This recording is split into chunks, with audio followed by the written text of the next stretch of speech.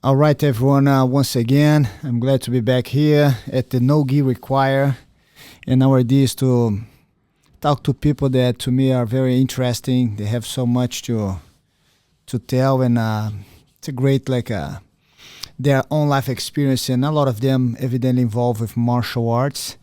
Here with me, I have my friend, my brother, my colleague, my black belt, and my left arm, my right arm, Mr. Jay Zeballos. How are you, sir? I'm good, thank you. The view's different here. I'm used to sitting over in the other seat. Now I'm in the hot seat, so... I know. See, we were supposed to have a guest today, but he didn't know he would be the one. That's payback. There we go. He did that to me, guys, Yeah, just to payback. let you know.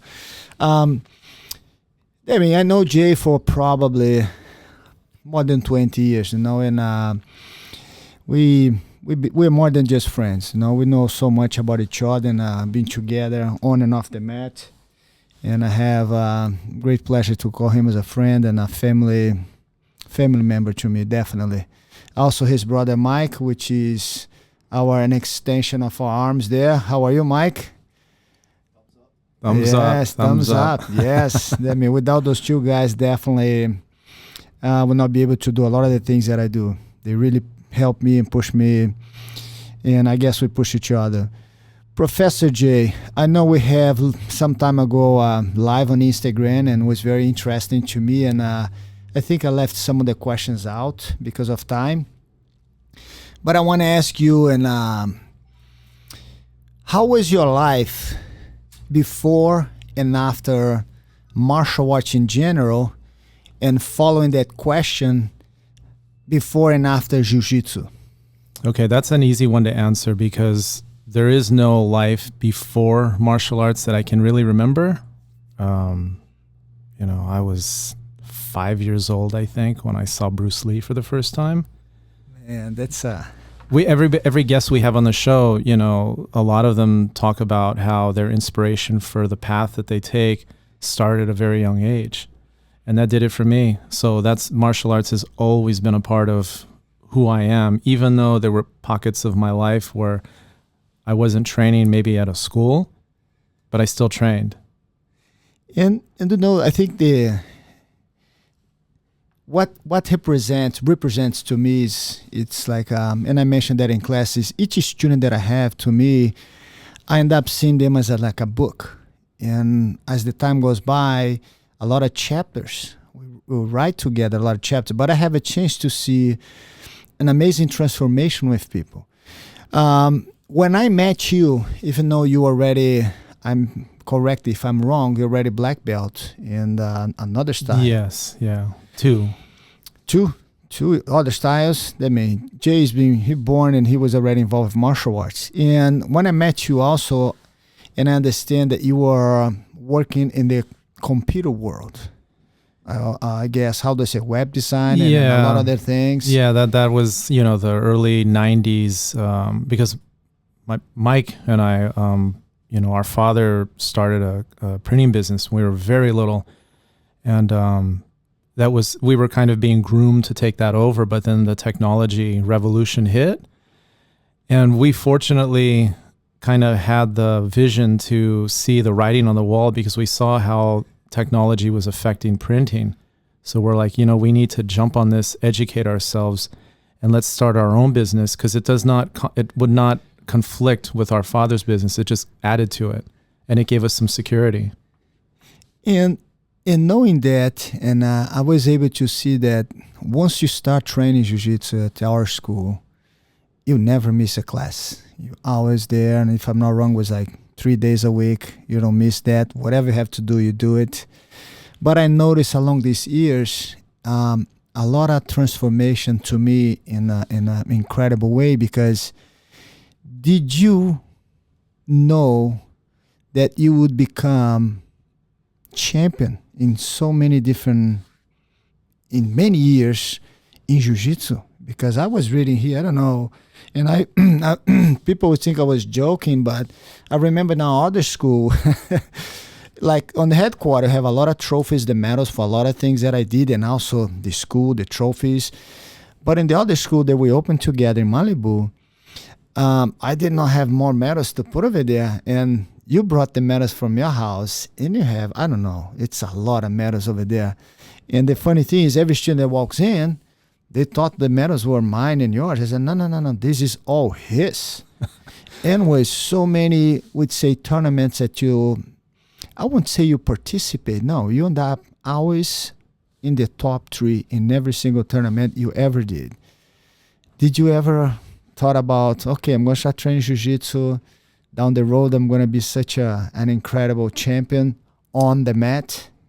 No, it was in the other world that I did. I competed a lot, the point fighting. When we had Freddie Prinze Jr., we talked briefly about that. But when I started jiu-jitsu, like you had mentioned, my brother and I had just started our business, and I competed a little bit here. You had the holiday tournament, but that was white belt, blue belt, and then I just didn't compete for many years, and then never even like visioning the black belt, just training. But the night you gave me my black belt, I remember specifically because I live an hour from here, so my drives can be occupied by music or podcasts or sometimes silence if I need to reflect on something or think about something. And that was a big moment of reflection. And I'm like, what do I do now? I knew I was going to continue to train, but I think we always need to have some kind of inspiration or motivation, something that forces you to put in one more round when you're tired, something that pushes you. And competition just made sense. I'm like, I have to start competing. Did you feel any of that impact, regardless of the outcome? I think to me, is the person that is step on the mat to compete, for me, he's already a winner. Because it's a lot of people watching, talking, but not as many actually stepping on the field and get the taste. If you can, which one, I'm sure each one has their moment, but which of the fights, the tournaments that you have, that marks you the most? Oh, I share this story with a lot of people because I got my black belt I had just turned 40. So, from a athletic prime standpoint, you're kind of on you're kind of passing that, but the sport gives us the opportunity to compete 50, 60 years old. So 40 is still young, but you're not in your prime yet. Come on, man. But I remember getting my feet wet at the black belt level. It was kind of a challenge, and just getting used to the rhythm and the aggression, everything. And then feeling myself slowly starting to get acclimated to it. Eventually I started getting to the podium, but I couldn't quite get over that hump. And I'll never forget this. You remember back in the day, we had all the tournaments here. They were always in like high school gyms, and there was no online registration or athlete list, nothing. You show up, they kind of eyeball, how much do you weigh? How much do you weigh? How old are you? Okay, you guys go. And I was there was like 6 or 7 of us from the academy. And you went over to the head table, you walk in, and you put me against the promoter of the tournament. You came up, I'll never forget this. You put your arm around me and you're like, he doesn't know your game, and I know you're going to win. And I was like, oh my God, because I would watch this one competitor just murder people. He's so good. And I'm thinking, all right, this is a test. So I went out there and I fell short, but I didn't get murdered. Like, it was competitive. And I remember going home thinking, that's what I needed. I felt like that was the mental breakthrough I need to make, so that it went from me going, hoping to do good, to me going and saying, no, this is my gold medal. This is like, I'm going to win. I belong out there, and there's no second guessing. And it was after that, the very next tournament was the Pans. That was when I won my first black belt championship, which was the Pans. And you were there. That was one of only 2 times that I actually kind of got emotional and I ran off the mat. I'd get disqualified now, of course, but I was so just wound up because that was an amazing experience. I'll never forget that. And I think also for me, it's a privilege to watching you guys. Basically, everyone learn how to walk and be on your own there. And it's amazing. And I was way more nervous outside watching you guys, but at the same time, very confident of what you guys will be able to achieve. And I have to be honest, was one of the few times that knowing you all this time that you let it go, the emotion. Because you always very conservative in a way of not showing much, which in martial arts, what we do, we learn and have to be that way most of the time, especially when you start teaching. Because I always want to make sure the student look at you and see you always in a good mood. Yeah. Control. What would say for you was that transition from being a student, a fighter, to become such an incredible instructor in Jiu-Jitsu? It's, and if I'm not mistaken, when I got my black belt, I wasn't teaching right away. I think you kind of had me do a little bit here and there. And then I remember early on, you offered me some opportunity. Hey, I need you to go to this school for a month and teach, or I need you to do this or fill in for me. And at first I was a little intimidated. And it always goes without saying, because I always look back on my upbringing on these mats and who came up on these mats. And those are big shoes to fill. So there's always that little bit like, do I have what it takes to really connect with students? And I remember for a while, I tried to be like Jean Jacques light. Like, I have to just teach the way he teaches, exactly the way he teaches, say what he says. And it didn't work for me. I was uncomfortable. And then one night I just came in and I'm like, I need to be Jay. I just need to be who I am. And that's when it just changed. I became so comfortable. And from that moment on, I started to grow. It's kind of, and I have to be the same way when I ended up back in Brazil having my own school. And I was by myself. I think maybe for the first 3 months, I didn't even know what to teach. I was like, okay, everyone get together, let's go training, just set the clock and go. Until kind of sinks in and I feel like, man, I have to be myself. Mm-hmm. And when you're yourself, I mean, you are who you are. What would say, like, as an instructor now, when you have the student coming into the school, and how do you feel like you're able sometimes to detect in a student what he actually needs for, or more encouragement, or holding him back is too aggressive? How do you kind of see that in the student personality as you start teaching? Because it's important that what a lot of people do not understand is I can train Jiu-Jitsu for, and especially today, people in 4 or 5 years, they become black belts and they're amazing athletes in sports. But I think one thing that we have to be careful is it takes more years for you to learn and understand how to teach somebody else, because it's not only the mechanic. Yeah, absolutely. It has a lot of psychological. It's like I'm reading a book of 20 chapters. I read the first 2, then I'm thinking, oh, I know the whole story. I'm an expert now. Not really. How do you feel that little by little on your, I would say, improvement? Because it's every class I know that I finish the class and, oh, I think I can do better than that next time.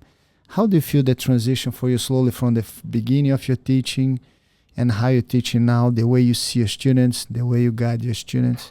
I think it starts with, developing. Of course, you have to have your technical repertoire, your ability to just go out and deliver information in a way that everybody can comprehend. But I think the added component that a lot of people struggle with is being able to just actually connect with the student. And this isn't a requirement by any means, but where it helped me was, I went through a period in my life, and you're aware of this, where I went through some hardship. Nothing compared to a lot of people, it wasn't that bad, but for me, it was bad. So I would come into the academy as my place of comfort. There were nights I'd come in here just completely stressed out, wondering how I was going to get through some of the things I was dealing with. But the comfort I got, and you kind of had a radar for it, you just knew right away if something's off. You didn't ask, but the little extra attention goes a long way. So because of that, I have that built-in radar. I can sense. Our ritual here at the academy, we greet every student. I don't just pat them on the back. I shake their hand, I look them in the eyes, and how are you? And if I don't like the answer I get, I move on, but at some point during the night, I'm going to go back to that person in some capacity. And it's never being too intrusive. They just have to know that I know that they're there and that they matter. And jiu-jitsu is just kind of the vehicle that we use. And to know too is for you and your own experience, because I know a lot of people out there, they maybe want to become a jiu-jitsu instructor one day. They are in a different line of work, but they train hard. For you, that's still being an incredible person with the technology, which you are one of them make all this possible right here, you and your brother. How is that compare from the time that you used to working many hours on the development and software and all this, and now I never say jiu-jitsu is a work. I think because we like so much, we have a pleasure of doing that. But how was that transition for you from being in one place that I'm sure you don't have much contact with people because you have to really to focus in one thing, suddenly now you're in a place that is surrounded by people? Yeah, it's night and day. You recently gave me my fourth degree. And if you remember, I mentioned it before jiu-jitsu. I could count the number of really close relationships outside of family. One hand, probably. But since I started this, I mean, I need a book. I have so many deep, rewarding, rich friendships that I've made, people that I'm very close to, that I'm proud to call friends. And it's something that's so healthy. And I remember even back before, that bothered me. I didn't like the solitude of the work I was doing, not being able to interact with people. And whenever I had to go out and meet with somebody, I always made sure, let's go to a coffee shop or a restaurant. I want to be around people. That was something that I could feel as I was progressing in my career and my life, I'm like, I'm not meant to sit in a cubicle or at a desk. I need to be with people. And the energy just brought me here. And that man, 20 years later, we're still here and getting stronger and stronger. And Jay, is that if you can share with us some stories that happened with you that stick with you until today? And one thing that I really like a lot on you too is you like books. I know you read and you put a lot of amazing quotes out there for people. Is there when you put those quotes over there, is there any particular time in your life or in a situation that you're thinking about those or stick with you until today? If it's at any of those quotes that you write so well that you carry with you almost in your whole life, things that you forget from many years ago, you're still carrying that with you. There's a lot. There are a few that I kind of live by. Probably my favorite is there's not one path and there's not even the right path. There's only your path. And that helps me better understand people, because we live in a world today where everybody gets judged by what they do. Whether you know the intimate details of why they did what they did, or whether you're just reading an update, it's easy to judge. But that helps me step back and again, exercise more control and realize that I don't walk in their shoes. So I don't know why they're saying what they're saying, where they're coming from with this. And it brings me peace because I don't get drawn in, and it gives me more empathy for them because maybe they just need help, or maybe they're crying for help. And you carried that with you even before, would say you engage in jiu-jitsu, something that you have, or no, I think to the jiu-jitsu world, yes, you start getting more and more and understand a lot of the quotes. It's a combination of jiu-jitsu, the time I've been in it, and honestly just getting older.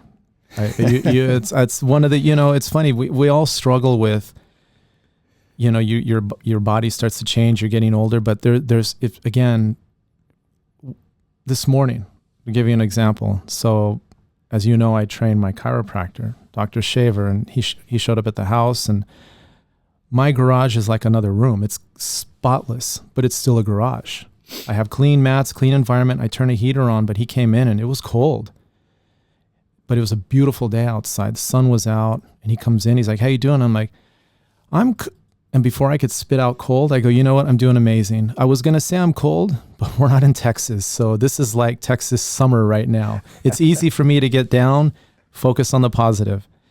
That just comes with age. I don't complain as much about the little things in our life. I tend to focus more on being grateful for what I have, or understand that things could be a lot worse. I just let so much roll off my back now. And a lot of that is from jiu-jitsu. And when you now, and you've done that a lot already, when you have some tournaments there, that now you have a lot of people, a lot of your students too. I know they train in academy, but you're the one that teaching a lot of them most of the time. What would you say when you take them to the tournament? What would be some of the points that you wanted them to know and feel that you got their back? That's a great question. It's something that I kind of take from you. You've never really said this, but I've experienced it myself all the years you've been cornering me and coaching me. And I'll tell all our athletes, especially if they're competing for the first time, I say, look, you prepared for this. We've put in the work. You know what you're capable of doing. I know what you're capable of doing. So unless I see you get in danger, I'm not going to say much. If I see that you're slowing down, I might bark at you a little bit. But I want you to take ownership of this. This is your experience. I'm not going to scream and yell all the instructions. You're not a robot. You're somebody that I believe in. I believe in you so much. I'm going to step back and just watch. And most of the time, they really appreciate that. Every once in a while, one of them's like, no, can you tell me everything? But I'm like, I prefer to just let you own up to it. That way, I'm not, when you win, that medal's yours. It's not half mine. It's yours. You did it all, So that's kind of where I go with that. And another day, and I remember that when we had our school in Malibu, and unfortunately through the fire that happened, and we ended up having to leave that location because of the danger. I remember a story that you said that many years ago you used to drive by and look at the ocean. Then one day you actually had a school over there. Yeah. No, it was when we still had the print shop, and Mike and I had our business, which we still have, but the print shop was our primary, and we had to do some work for a production company, like venture capital. We were doing all this marketing materials. Very difficult client. And I had to go there to collect money and to drop off some materials. And I was so delusioned. I was so broken over the whole experience that when I left their office, it was right on PCH, and the parking lot faced the beach. The beach was right there. So I put all my stuff in the car, and then I'm just like, I'm going to go sit on the wall and just relax for a few minutes, because I was upset. And I looked up at the sky because the sun was setting, and it was kind of like my own internal prayer. I'm like, I can't do this anymore. I think I was 34, 35. I'm like, I won't make it to 50. This is such an unfulfilling life. It's so full of stress and insecurity. I'm not in charge of what I want to do.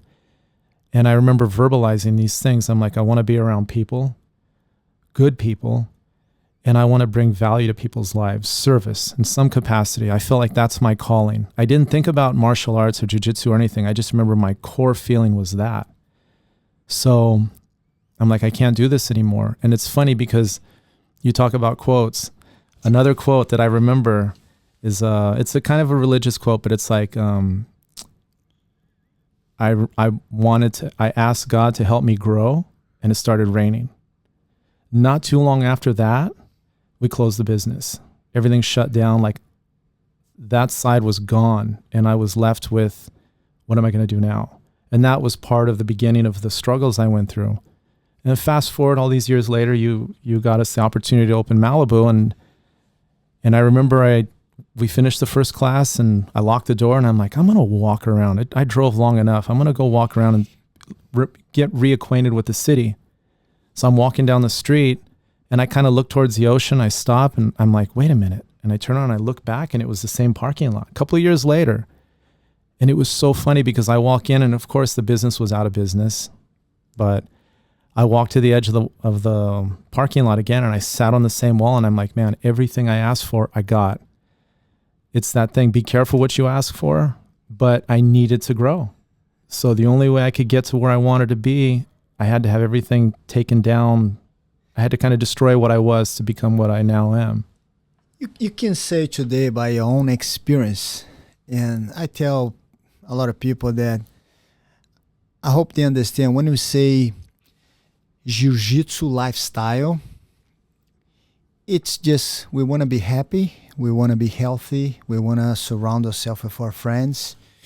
Do you think today can say you are 100%, 100%. It's amazing that, I get up in the morning and I don't view the expression, I don't use the word work ethic in my life. I don't think I have a work ethic. I think if you have passion, you don't really, passion to me is greater than a work ethic because work ethic requires discipline. But passion, there's some days I'll get up at 5 a.m. for jiu-jitsu. I just, let's do it. I get to do what I love. I throw a couple of gis in the car, honey, I'll be home in a few hours, and I love it, and it's the greatest thing that could have ever happened to me. And all the opportunities and the experiences that it's given to me, it's like going back to what you asked me before. I'm like, no, not in a million years would I ever think I would accomplish all the things I've been able to do. Because I remember one trip you had with your wife, I think it was to Australia, and we spoke about it, and you it's unbelievable because every single trip Jay ever did before seminars, he always called me from the airport. And I see you, it's something like he always done that, and I knew he was gonna call or send me a message because it was at almost midnight. Because I'm like, okay, he doesn't need to respond, but I gotta send it. But it was one cool thing because I think you had an opportunity, like many of the trips you did for seminars, that you took your wife, and it's like, man, people are paying me to do this, to travel, my wife with me, and here we are. And because people don't realize that a lot of times. I know your own story coming here. You didn't do it alone. You have an amazing wife. Who's got your back, And my wife, through thick and thin, and it's very hard when you try to remember and you reflect back on all the times I would be gone all day, but I didn't really have a lot to show for it. It was just the investment and the hustle. But she believed in me. She could have very easily said, no, that's it. You got to go do something else. So when it finally turned around for me and I got to go home and I said, you want to go to Australia? And she's like, yeah, where are we going? I'm like, Melbourne. She goes, oh, I love Melbourne. Yeah, Perth.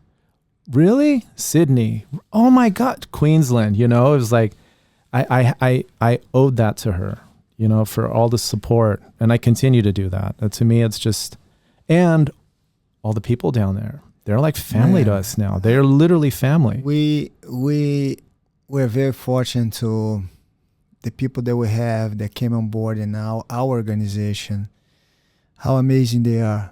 I don't think all of them in their own way are very special to us, and we're so fortunate and I'll be honest, privileged. Yes. To be part of all of this transformation that they start relying on us, then pretty soon they have so many followers. The work that they're doing there, it's incredible. And every single school that we have associated with us, it's like it makes us think like, what, it's worth every trip, every sometimes night of not sleeping, or the seminars, everything it's incredible. And one thing I want to mention to people, which sometimes it's easy for people to find excuse of not to do things and find a reason to do things. And since I met Jay, I don't know why, and he lives over an hour away from the just school. about an hour away. Yeah. And he never ever complained or say, no, I'm not going because of distance. And unfortunately, we see some of the people that live so close. Oh, I couldn't make it, the traffic or this.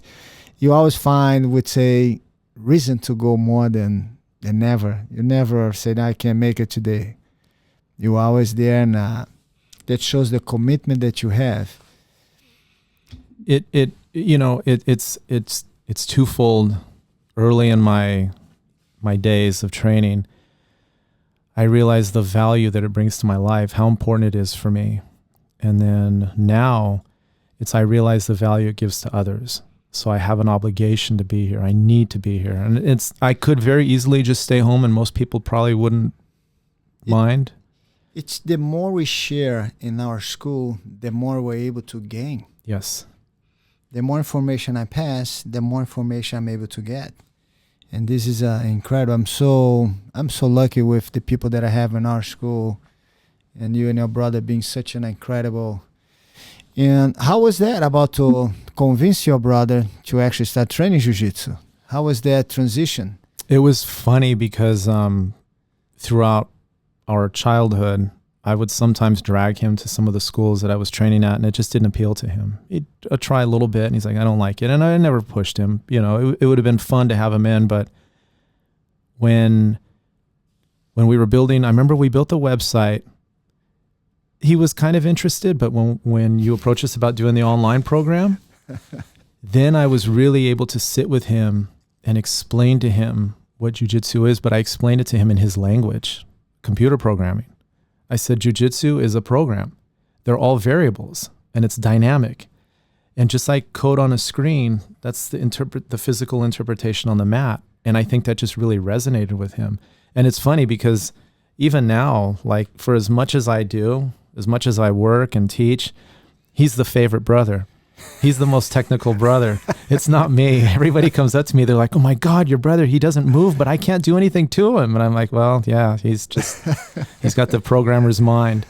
Poor Mike, we'd like to hear your voice, Mike. Is that possible? To get you on the mic over here and say something? That was the plan, to get you here and sit in one of those chairs. But I guess we're going to have to wrestle to make sure you can sit over here. At some point. But Jay, when was your first jiu-jitsu seminar that you taught by yourself? Because I remember the beginning you came on board with me and we went to several places. But then I start pushing, okay, I want to see you go by yourself. What was the feeling of,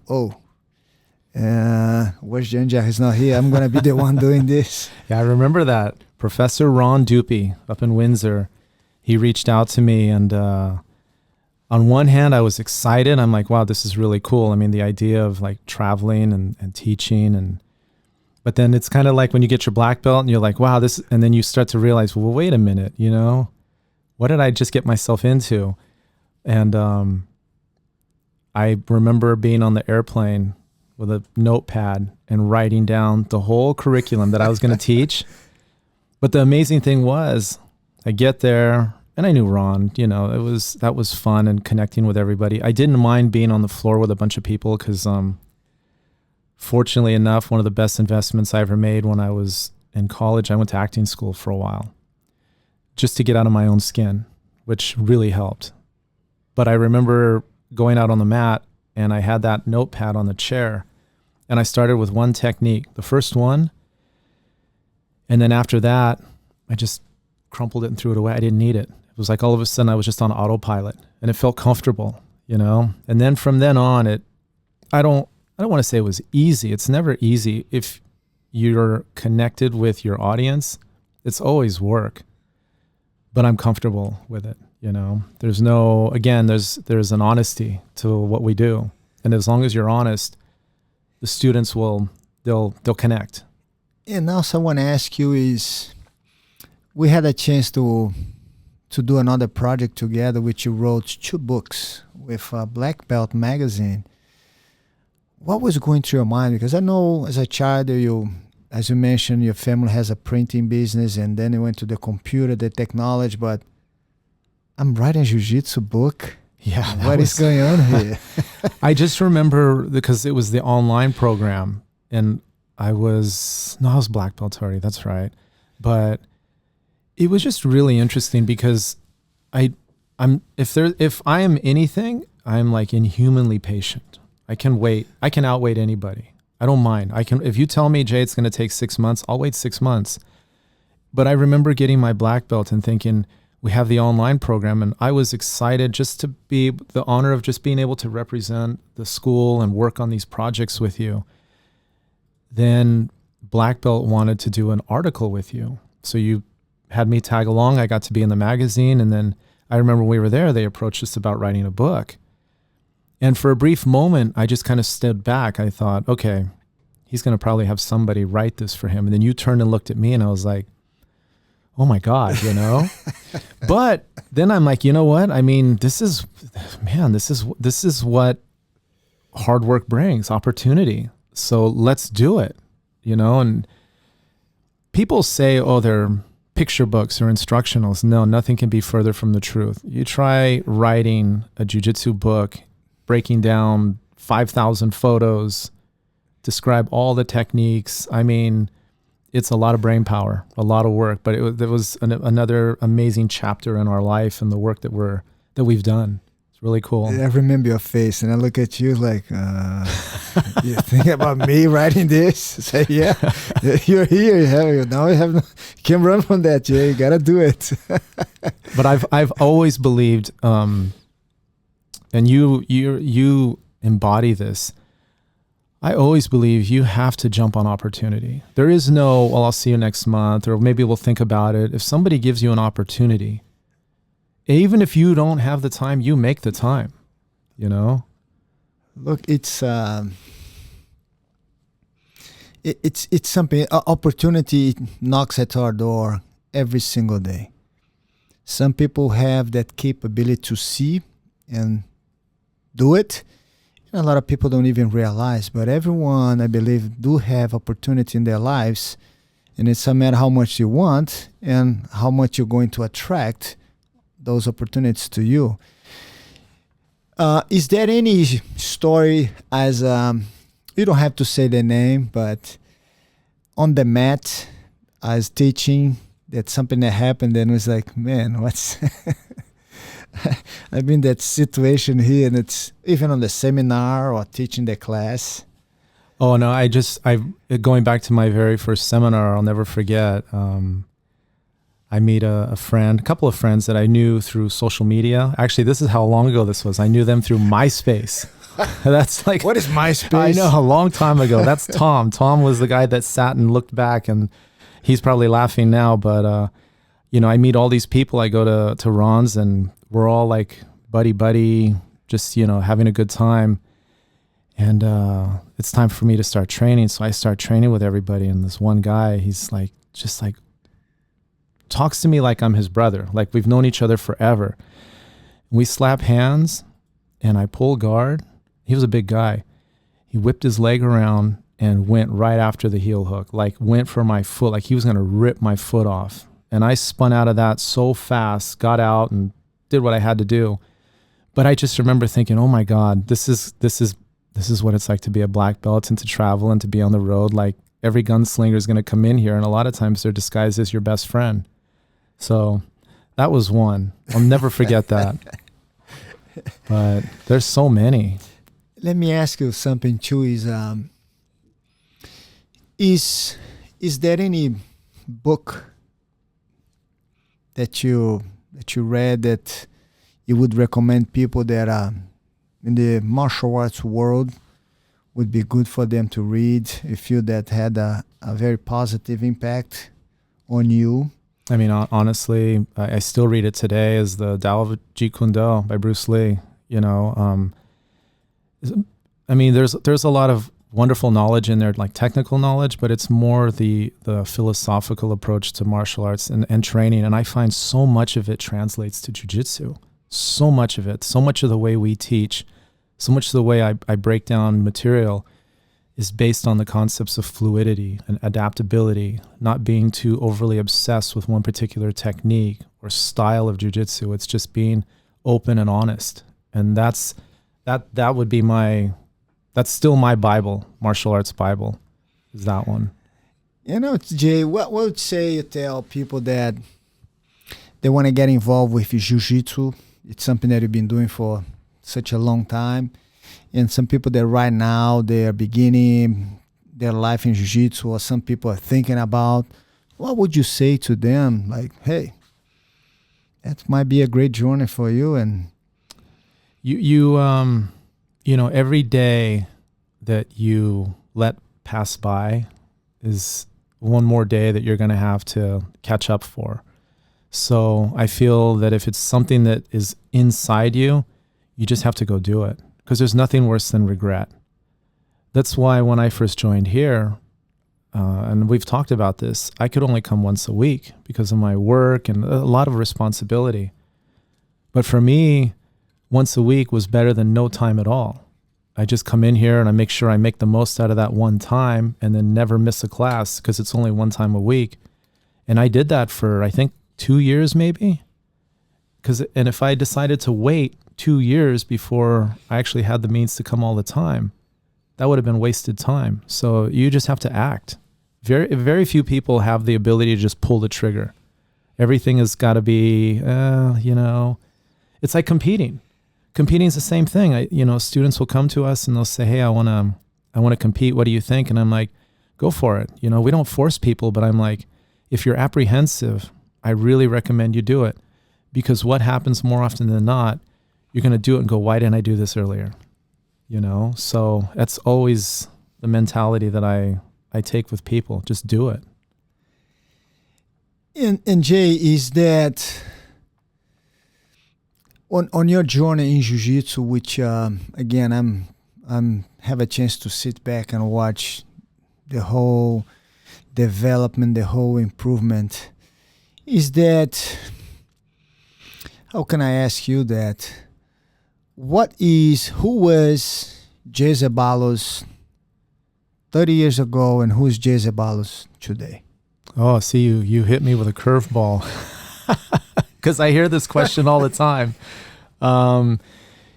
Honestly, this is going to be an honest answer. 30 years ago, I was somebody who lived in fear. Like, fear was a part of my day-to-day existence. Being in an industry where, it was manufacturing, and there was always an element of uncertainty. What is the next month going to bring? What is the future lie for this company? What is the future lie for the industry that I'm in? What if? Everything was what if. And then unfortunately, because I said it so much, I think that's what helped, it created it. The Jay of today, another quote, trust yourself, you've survived a lot, and you'll survive whatever's coming. That's the way I look at life today. And I think specific for the time that we're going through right now with all this situation, fits perfectly. Yeah, this whole pandemic has been it's been really interesting because it's affected a lot of people in a lot of horrible ways. I mean, we've lost friends and colleagues and things to this. So I don't want to minimize the severity of COVID and the illness, but my personal approach when faced with adversity is that this is not my first dance with a situation like this. This isn't my first time. So it gave me the means to just kind of deal with it a little more objectively and not with fear. Just like, like you said, today is a new day for something. An opportunity knocks every day and we'll see what happens. So Jiu-Jitsu's given me that. It's given me that peace of mind, that mental discipline to know that, hey, whatever happens, we'll survive. We just got to keep moving forward. And I have to say too that knowing you for such a long time and it makes me, extremely happy and proud in a way that I have someone that teaches at my school and represents the school in such a class matters like you, and you're able to pass the transformation to all the students. This is, to me, is incredible, because when we teach, we expect and we hope for all those things to sink in, but not everybody, and a lot of people take years to start to understand the language of Jiu-Jitsu. Because sometimes you teach the techniques, you teach a lot of things, and you can tell I'm speaking one language and the student face tells me that he's not understanding what I'm trying to teach Jiu-Jitsu-wise. And today I see that you have that language and you're able to translate that to all of your students. And I don't know, I could not be more happy and proud to see that incredible development, because even though a lot of my students are same age as me or younger and older, because I saw them on their baby steps in Jiu-Jitsu, I feel that I'm looking differently, because I've been done Jiu-Jitsu my whole life and I see their development. And I'm so happy to see that today you are unleash all that positivity and create so many incredible students that we have. So proud to call you as a friend. And I'm so proud to call you my teacher. And I don't know, and hopefully soon we can get the other gentleman over there, Mike, to talk to us. Because when people say JJM, it's not JeanJacquesMachado, it's Jean, Jay, and Mike. We've been doing quite a few projects together, looking for many more. And man, I could not, well, thank you, Jay. No, thank you for giving me that opportunity. I appreciate it very much. Looking for many more things and many more stories to share with everyone. And thank you. Thank you.